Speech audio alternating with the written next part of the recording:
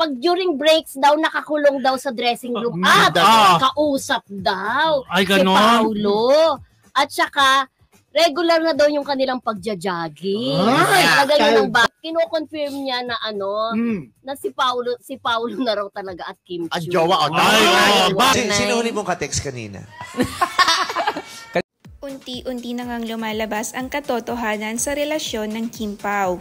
Isa-isa nang nagsasabi o nagpapaiwatig na magjowa na talaga sila.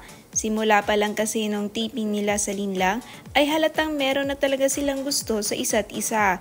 The way sila magtitigan during guestings at interviews ay mahahalata mo talaga.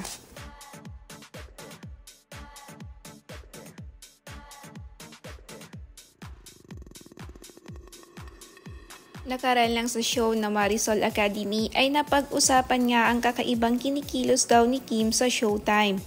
May nakapagsabi daw kay Marisol na during break ay nagkukulong daw ang aktres sa kanyang dressing rooms at nabisto daw na kausap daw niya si Paolo Abilino.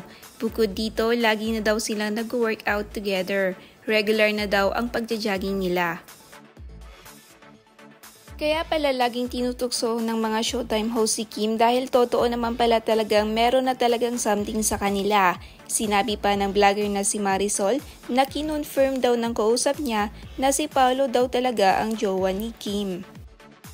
Baka andito na nga si Mr. Right.